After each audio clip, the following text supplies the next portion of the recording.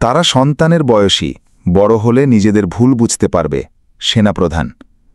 বাংলাদেশ সেনাবাহিনী ইস্যুতে নানা কটূক্তির জবাবে সেনাপ্রধান জেনারেল ওয়াকার উজ্জামান বলেছেন, এসব মন্তব্যে অখুশি হওয়ার কিছু নেই। যারা এসব করছে তাদের বয়স কম, তারা আমাদের সন্তানের বয়সী। তারা বড় হলে নিজেদের ভুল বুঝতে পারবে, তখন নিজেরাই লজ্জিত হবে। মঙ্গলবার ১৯শে আগস্ট সকালে ঢাকা সেনানিবাসে অফিসার্স অ্যাড্রেস অনুষ্ঠানে সেনা সদস্যদের উদ্দেশ্যে দেওয়া বক্তব্যে কথা বলেন সেনাপ্রধান। এতে পদস্থ কর্মকর্তারা সরাসরি উপস্থিত ছিলেন। এ সময় সব সেনা স্থাপনার কর্মকর্তারা ভার্চুয়ালি যুক্ত হন।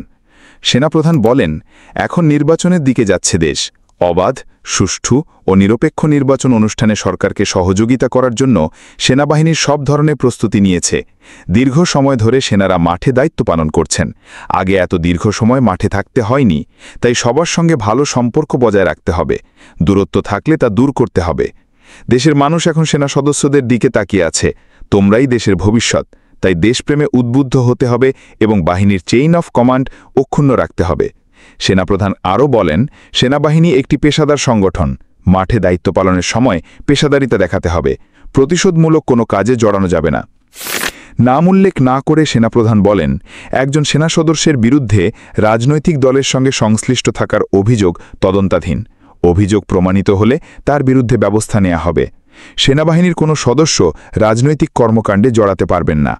আরেক কর্মকর্তার বিরুদ্ধে নারী নির্যাতনের অভিযোগ নিয়েও তদন্ত চলছে। নৈতিক স্খলনের বিষয়ে কাউকে ছাড় দেওয়া হবে না। তবে মিডিয়া ট্রায়ালের ভিত্তিতে কাউকে সাজা দেওয়া হবে না। অভিযোগ প্রমাণিত হলে অবশ্যই ব্যবস্থা নেওয়া হবে। সেনাপ্রধান জেনারেল ওয়াকার উজ্জামান ঊর্ধ্বতন কর্মকর্তাদের উদ্দেশ্যে বলেন, একজন সেনা কর্মকর্তাকে গড়ে তুলতে রাষ্ট্র বিপুল অর্থ ব্যয় করে। তাই কেউ যাতে অপরাধে জড়িয়ে পড়তে না পারে সে বিষয়ে আগেভাগেই খেয়াল রাখতে হবে। অপরাধে জড়িয়ে পড়ার পর তাকে বাড়ি পাঠিয়ে দিলে সেটি রাষ্ট্রের অর্থের অপচয় ছাড়া কিছুই নয়।